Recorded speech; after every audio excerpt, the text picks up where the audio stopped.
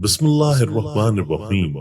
السلام علیکم محترم بھائیوں اور بہنوں، آج آپ کے سامنے نماز سے متعلق بہت اہم معلومات آپ کے سامنے پیش کرنے جا رہا ہوں۔ محترم بھائیوں اور بہنوں، قضا نمازیں کیسے پڑھیں؟ یعنی اگر کسی کی بہت زیادہ نمازیں قضا ہو چکی ہوں تو اب وہ ان نمازوں کو پڑھنا چاہتا ہے، تو ان نمازوں کی پڑھنے کا آسان طریقہ کیا ہے؟ اسی مسئلے کو دھیان سے سننے کی ضرورت ہے۔ امید کرتے ہیں کہ یہ ویڈیو سن کر آپ کو بہت زیادہ فائدہ حاصل ہوگا۔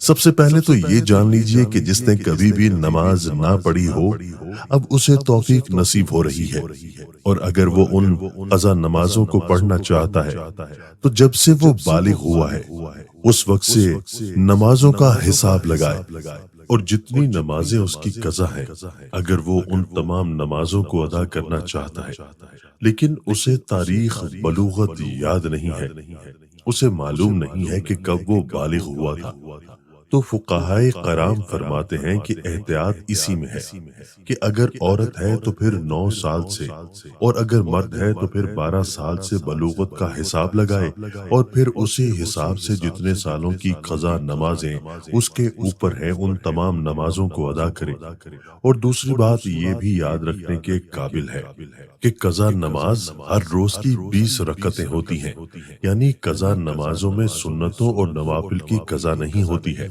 صرف فرضوں اور وتر کی ہی قضا کی جائے گی، یعنی فجر کے 2 فرض، ظہر کے 4 فرض، عصر کے 4 فرض، مغرب کے 3 فرض، اور عشاء کے 4 فرض اور 3 وتر، ان کی قضا کی جائے گی۔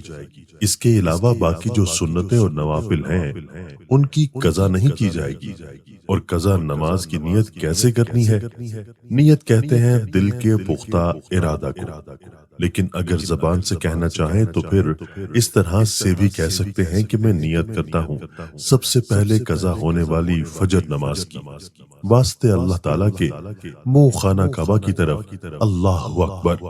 اور ایسے ہی ظہر کا کہیں گے سب سے پہلے قضا ہونے والی عصر نماز کی، سب سے پہلے قضا ہونے والی مغرب کی، سب سے پہلے قضا ہونے والی عشاء نماز کی، اور سب سے پہلے قضا ہونے والے وتروں کی۔ یعنی جب بھی نیت کریں گے اس وقت یہی کہیں گے کہ سب سے پہلے جو قضا ہونے والی ہے، جو نماز ہم ادا کر لیتے ہیں وہ ہمارے سر سے اٹھ جاتی ہے، اس سے ہم بری الذمہ ہو جاتے ہیں۔ اس کے بعد جو قضا ہونے والی نماز ہوتی ہے وہی ہماری سب سے پہلی قضا ہونے والی ہوتی ہے، کیونکہ جو پہلی ہماری قضا نماز تھی وہ ہم ادا کر چکے ہیں، اس سے بری الذمہ ہو چکے ہیں۔ اس کے بعد والی پھر ہماری سب سے پہلی قضا نماز کہلاتی ہے۔ اس طریقے سے ہم قضا نمازیں ادا کریں گے۔ تیسری بات یہ ہے کہ اگر کسی کی قصیر نمازیں قضا ہو چکی ہیں، اب اس بارے میں فقہائے کرام بیان کرتے ہیں کہ بہتر تو یہی ہے کہ جس طرح نماز پڑھی جاتی ہے اسی طرح مکمل نماز پڑھے، لیکن اگر کسی کی بہت زیادہ نمازیں قضا ہو چکی ہیں تو اس کے لیے تخفیف ہے۔ تخفیف کیا ہے؟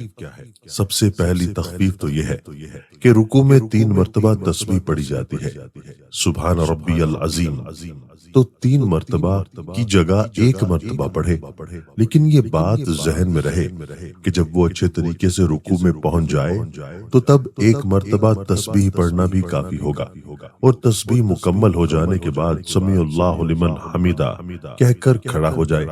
اسی طرح سجدے میں جو تسبیح پڑھی جاتی ہے، سجدے میں بھی کم از کم 3 مرتبہ تسبیح پڑھی جاتی ہے، تو سجدے میں بھی 3 مرتبہ کی جگہ 1 مرتبہ تسبیح پڑھ لے تو یہ سجدہ ہو جائے گا۔ مطلب یہ کہ ہر رکوع اور سجدے میں صرف 1 مرتبہ تسبیح پڑھ لے تو کافی ہوگی۔ ایک تو تخفیف یہ ہوئی۔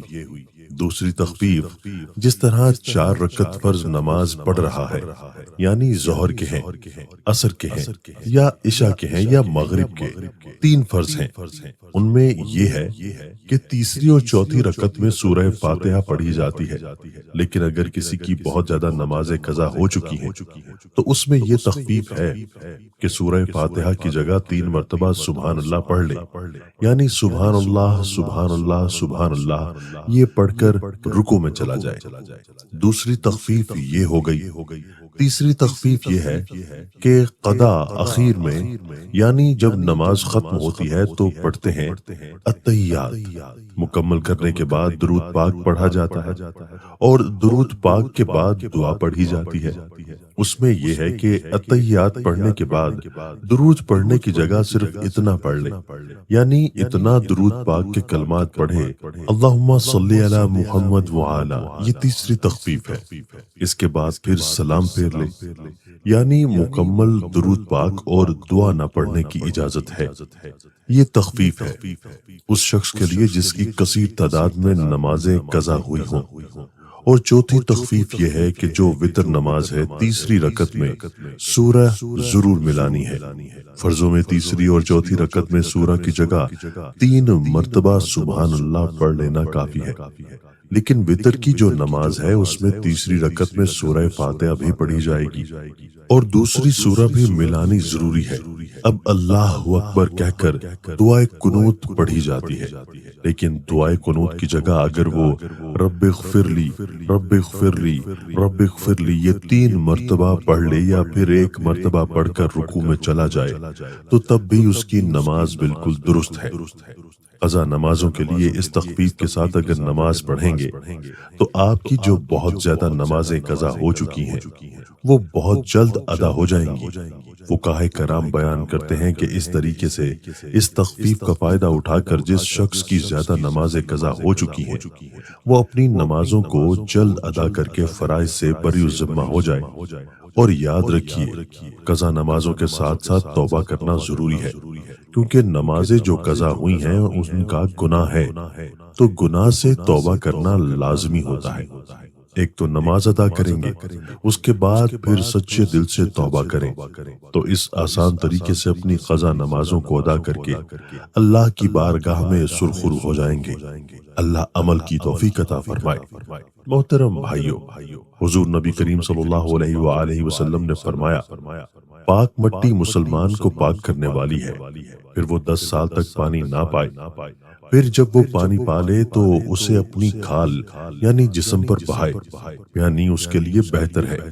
اللہ پاک ہم سب کو 5 وقت با جماعت نماز ادا کرنے کی توفیق عطا فرمائے اور ہم سب کی مغفرت فرمائے۔